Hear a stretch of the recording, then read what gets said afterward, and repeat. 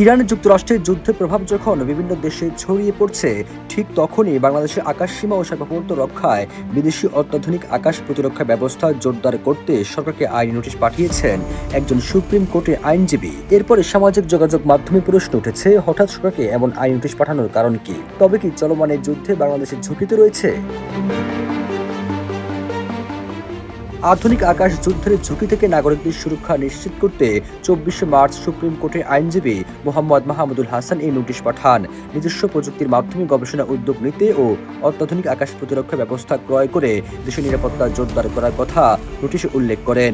নোটিশে আরো বলা হয়, প্রতি বছর বাজেটের একটি বিশাল অংশ প্রতিরক্ষা খাতে বরাদ্দ দেওয়া হয়, যা জনগণের কষ্টযুক্ত ট্যাক্সের টাকা। ফলে এত বিপুল পরিমাণ অর্থ ব্যয়ের পরও সামরিক বাহিনী বিদেশি শত্রু মিসাইল, বিমান ও ড্রোন হামলা থেকে দেশের আকাশসীমা জনগণকে রক্ষা করতে সক্ষম কিনা সে প্রশ্ন করার পূর্ণ অধিকার জনগণের রয়েছে।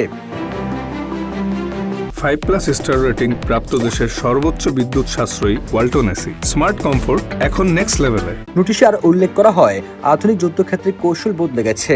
বর্তমানে প্রচলিত স্থলযুদ্ধের চেয়ে মিসাইল ও ড্রোন হামলা অনেক বেশি তীব্র হচ্ছে। বিভিন্ন গণমাধ্যম ও প্রতিরক্ষা বিশ্লেষকদের প্রতিবেদন অনুযায়ী বাংলাদেশে বর্তমানে একটি কার্যকর ও পূর্ণাঙ্গ আকাশ প্রতিরক্ষা ব্যবস্থা মারাত্মক ঘাটতি রয়েছে। এই অবস্থা কোনো বিদেশি রাষ্ট্র কর্তৃক আক্রমণ হলে সামরিক স্থাপনার পাশাপাশি বেসামরিক নাগরিকদের জীবনও চরম ঝুঁকিতে পড়বে।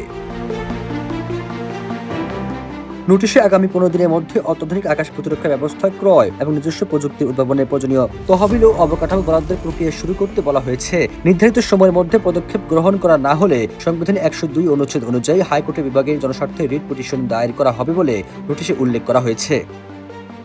সবুজ আলম, নিউজ ডেস্ক, ইত্তেফাক।